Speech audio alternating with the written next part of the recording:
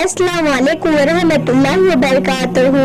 आप हज को लेकर बहुत सी बातों के बारे में जानते होंगे, लेकिन अगर आपसे कोई ये पूछ ले कि इस दुनिया में सबसे पहले हज किसने किया था, तो शायद आप इस बात का जवाब ना दे पाओ, क्योंकि इसके बारे में बहुत से लोगों को मालूम नहीं है।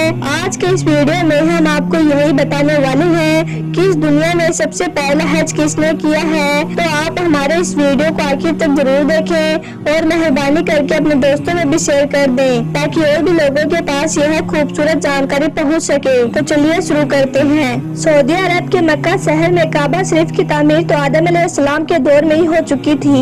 रिवायतों में आता है कि जब अल्लाह ने आदम अलैहिस्सलाम को जन्नत से निकालकर इस जमीन पर भेजा, तो आदम अलैहिस्सलाम ने अल्लाह के हुक्म से पहाड़ों से पत्थर ला लाकर खाना काबा की नींव रखी और खाना काबा को तामीर किया।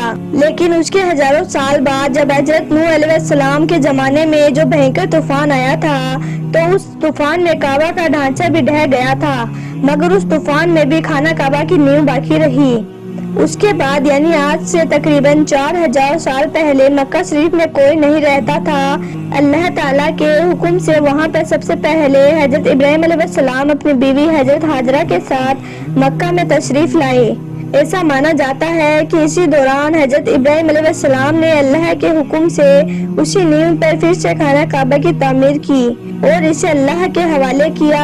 अल्लाह ताला ने हजरत इब्राहिम अलैहिस्सलाम को ये हुक्म दिया कि वो इस घर को रुकू और सजदा करने वालों के लिए पाक साफ रखें और लोगों में हज करने का ऐलान कर दे। उलमाए किराम के मुताबिक हजरत इब्राहिम अलैहिस्सलाम के इस ऐलान के बाद हज की शुरुआत हुई और सबसे पहले हज हजरत इब्राहिम अलैहिस्सलाम ने ही किया, क्योंकि अल्लाह के नबी और पैगंबर ही अल्लाह के हुक्म पर सबसे पहले अमल किया करते थे।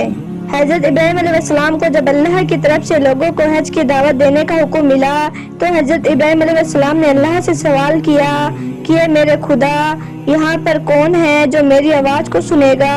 तो अल्लाह ताला ने फरमाया, ए इब्राहिम, आवाज देना तुम्हारा काम है और लोगों तक उस आवाज को पहुँचाना मेरा काम है।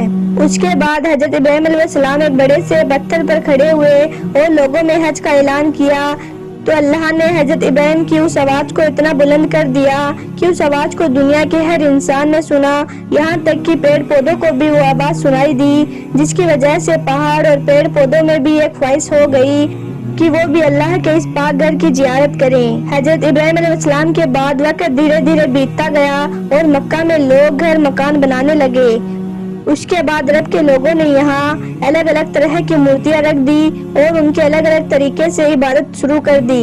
उसके बाद यानी कि आज के तकरीबन 1400 साल पहले अल्लाह के आखिरी नबी हुजूर सल्लल्लाहु ताला अलैहि वसल्लम पैगंबर बनकर आए। उस दौर में लोगों का बहुत बुरा हाल था। लोग आपस में लड़ते थे, बच्चियों को जिंदा दफन करते थे, विधवाओं को जीने तक का अधिकार नहीं था। सबके अलग अलग देवी देवता थे, कोई किसी का पूजा कर रहा है तो कोई किसी की। इस बुरे दौर को खत्म करने के लिए और अल्लाह के रहनुमाई के लिए अल्लाह ने आपको अपना पैगंबर बनाया। आपने लोगों में जात पात का दीवार को खत्म फरमा दिया, काले गोरे का फर्क को मिटा दिया और सब लोगों को एक लाइन पर खड़ा कर दिया, यानी कि इस्लाम की लाइन पर खड़ा कर दिया।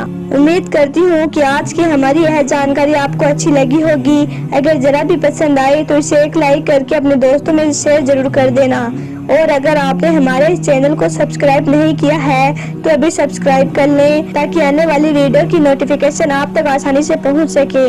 तो चलिए मिलते हैं कल एक नए वीडियो के साथ। खुदा हाफिज।